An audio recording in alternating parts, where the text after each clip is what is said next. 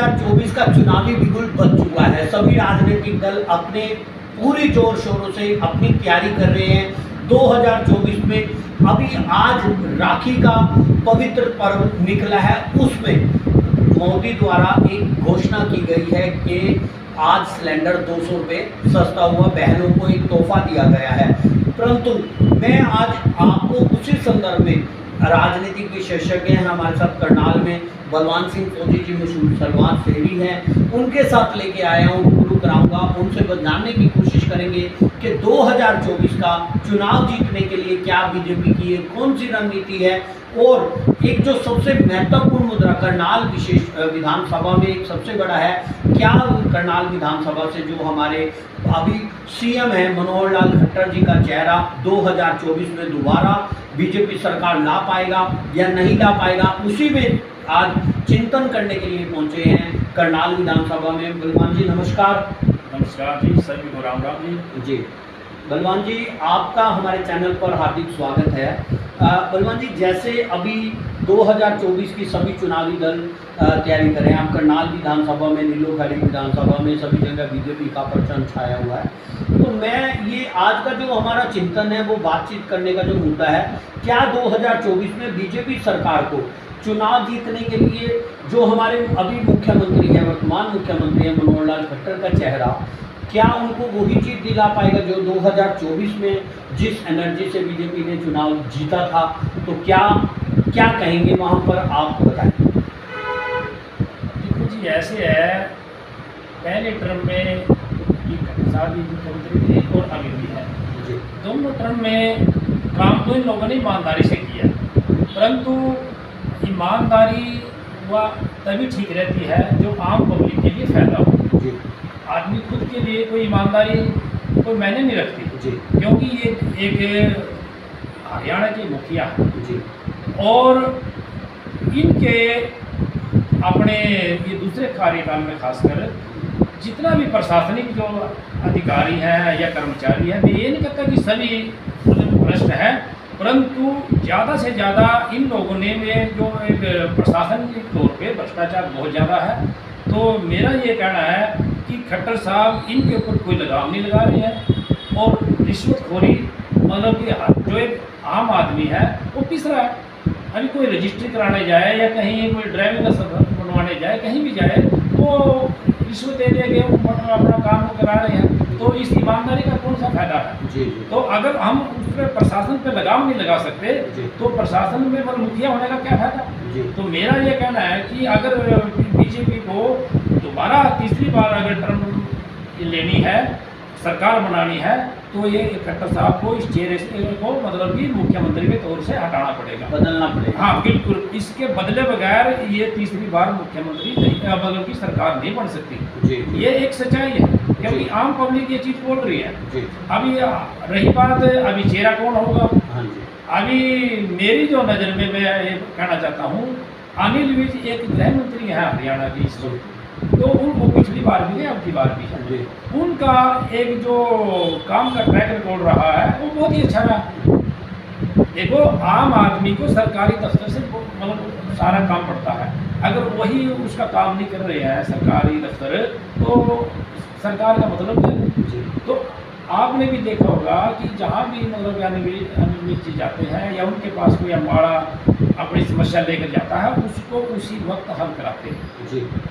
कोई किसी भी टाइप से, कोई किसी भी क्या कोई हमारी माता बहन गई हो या कोई भी किसी भी तरह से अपनी समस्या लेके गया है, उसको वहीं हल किया है। तो ऐसे आदमी को ही मुख्यमंत्री होना चाहिए। आपने जैसे अभी पड़ोस में देख लो, सीएम योगी है, कितना परेशान था पूरा यूपी, गुंडे बदमाशों से भरा पड़ा था।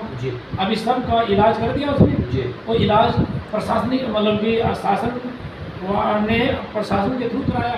तो हमारा भी ये कहना है कि अगर हरियाणा के अंदर अभी जो यूपी के कुछ बदमाश या कुछ चोरी करने वाले अभी हरियाणा के अंदर आ गए, अभी आपके यहाँ करनाल में भी देखिए, करनाल में भी कोई एक दो दुकानें कम से कम डेली तोड़ रहे हैं। तो ये कौन सा तरीका है? अगर हमारे पास पुलिस प्रशासन है तो वो किस लिए है? उसकी शक्ति बढ़ाओ, उस पर कुछ न कुछ, ये थोड़ी है कि भी कोई चोरी करता रहेगा, ये तो होती रहेगी। जी। भाई हमारा जो शासन प्रशासन है वो किस लिए है? लोगों की रक्षा के लिए है, जी। लोगों के काम के लिए है। अगर ये काम नहीं होंगे, लोग सेफ नहीं होंगे, तो शासन और प्रशासन का क्या मतलब? तो मेरा ये कहना है कि खासकर अगर ये तीसरी बार देखो काम अच्छे कर रहे हैं, ये देखो जो नौकरी वाला था, और दूसरा जो भी काम है एक ईमानदारी से कर रहे हैं मुख्यमंत्री। परंतु अगर प्रशासन को ऐसे बेलगाम छोड़ देंगे तो वो तो आम जनता को तो परेशान करेंगे। ये तो पुराना आदत है हम लोगों की। फौजी साहब, अगर मैं 2014 से आज 2009 साल हो गए हैं, अभी कांग्रेस जो आपका बीजेपी है 9 साल में बहुत कुछ कर चुकी है, परंतु अगर मैं लोकप्रियता की बात करूं, मुख्यमंत्री खट्टर साहब की लोकप्रियता की बात करूं, करनाल विधानसभा में वो रूटीन में आते रहते हैं, काम करते रहते हैं, और मैक्सिमम काम अपना गुरुग्राम में भी देखते हैं। गुरुग्राम की जनता भी इस चीज़ की बुराई है, त्राही हर जगह धरने, भ्रष्टाचार या धरने प्रदर्शन हो रहे हैं। कई जगह भ्रष्टाचार के भी बड़े बड़े संलिप्त तहसीलदार को दिन प्रतिदिन रिश्वतखोरी पे भी देखा जा रहा है और उनको बेलगाम। तो आप लोकप्रियता की बात करें तो जैसे 2019 में जब चुनाव हुए थे तो उसमें मुख्यमंत्री खट्टर साहब की जो वोटों का इजाफा है वो भी कम हुआ था, मतलब उसका जो वोट वैल्यू था, अगर मैं बात करूं कांग्रेस के त्रिलोचन रेड्डी को भी 45,000 वोटों से उन्होंने सिर्फ मात्र, और जबकि ये अनुपात अगर मैं मुख्यमंत्री चेहरे की बात करूं, एक विधानसभा पंजाबी क्षेत्र की बात करूं, करनाल में पंजाबी क्षेत्र प्रधान क्षेत्र है, तो अगर पंजाबी लोगों ने भी उनको वोटें दी तो कहीं ना कहीं उनकी लोकप्रियता में भी कमी हुई। वहाँ पर अगर मैं बात करूं तो कौन सा ऐसा चेहरा है, अगर क्योंकि जो बीजेपी ने अगर सरकार बनाई थी तो जाट और गुरनैन जाट के पीछे सीएम का चेहरा डिफाइन हुआ था, तो क्या आपको कोई ऐसा चेहरा और नजर आता? अनिल विज का नाम सुर्खियों में चल रहा है हर एक जगह। अगर मैं बात करूं कि प्रोफाइल पे आप देख सकते हो दिन प्रतिदिन वो सैकड़ों डेली 2, 4, 5 ऐसे डिसीजन लेते हैं जो तुरंत कंट्रोल करते हैं। तो क्या यहाँ पर और कोई चेहरा इन दोनों के अलावा कोई और चेहरा आपकी नज़र में? अगर मैं दक्षिण हरियाणा की बात करूँ या मैं अगर आपको बात करूँ साउथ की बात करूँ, यहाँ से हमारे संसद के जो हमारे पहले यहाँ पे सांसद थे आपके शर्मा जी, तो वो वहाँ पे गए, तो आप क्या कहेंगे? वो भी सत्ता के उनको भी कुछ था कि लोग था कि सत्ता में आएँ और बड़े नाम पे जाएँ, तो वहाँ पे आप किस चेहरे को बात करते हैं?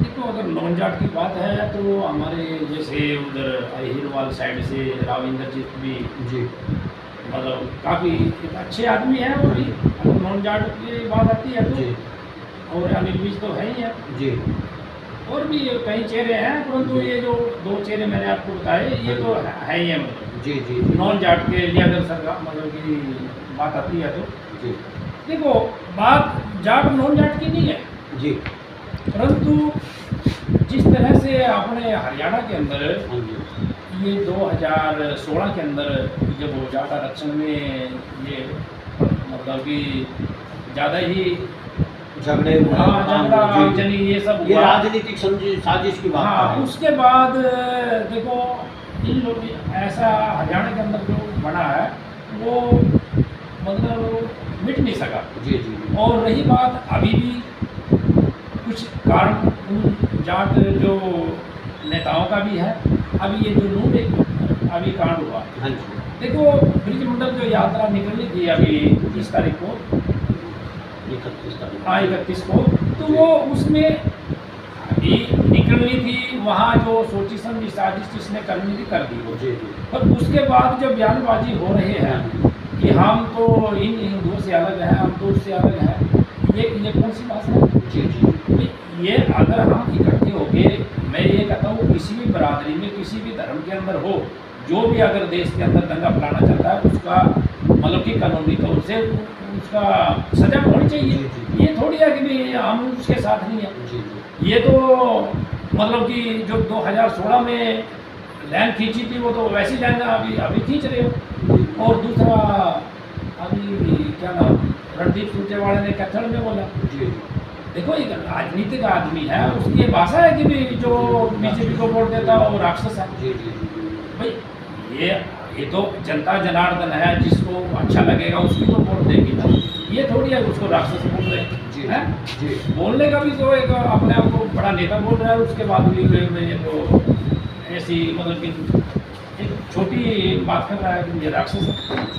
तो मतलब ये दो चेहरे जो अभी है, बाकी हम तो ये कहते हैं कि जो खट्टर साहब एक प्रशासनिक तौर पे मतलब कि मेरी खुद की नज़र में मतलब कि पास नहीं है। तो आपने सुना किस तरीके से हमारे साथ जो सहयोगी हैं हमारे बलवान सिंह जी ने बताया कि ये उनके जो आपस का मतभेद आपस के गांव के समुदाय से, क्योंकि ये सामाजिक क्षेत्र में आगे बढ़ने वाले काम उनमें रहते हैं, तो वहाँ से लोगों को रुझान समझ कर ये आया है कि वो कहीं ना कहीं उन्होंने खट्टर का चेहरा बीजेपी सरकार को, बीजेपी हाईकमान को बदलना पड़ेगा, तभी वो 2024 में एक अच्छे तरीके से एक अपूर्ण बहुमत के साथ सरकार बना सकते हैं। अगर उन्होंने वो चेहरा नहीं बदला तो कहीं ना कहीं बीजेपी को सरकार बनाने में जो दिक्कत आएगी वो सभी 2024 में देख सकते हैं। और इसके लिए बीजेपी सरकार को तैयारी अभी से करनी पड़ेगी, वरना ये बड़ी परिस्थिति बहुत ही भयंकर किसी दूसरे अन्य दल को बढ़ रही है। दूसरी ओर करनाल विधानसभा में उनकी जो लोकप्रियता कितनी है ये आप अलग चैनल पर भी देख भी सकते हैं। मेरी नई वीडियो के साथ हमेशा मिलता रहूँगा। जो भी लोग इस वीडियो को देख रहे हैं साथ ही साथ शेयर लाइक कमेंट जरूर करें। और दूसरा, अगर आपके भी इस बारे में कोई भी व्यक्तिगत कोई भी आपका सलाह है या आपका कोई भी सुझाव है तो वीडियो के कमेंट बॉक्स में आप उसको अपनी शेयर करके बता सकते हैं कोई भी। और हमेशा नई वीडियो के साथ आपकी कोई भी खबर है उसके लिए चैनल को सब्सक्राइब करना ना भूलें। जय हिंद, जय भारत, धन्यवाद।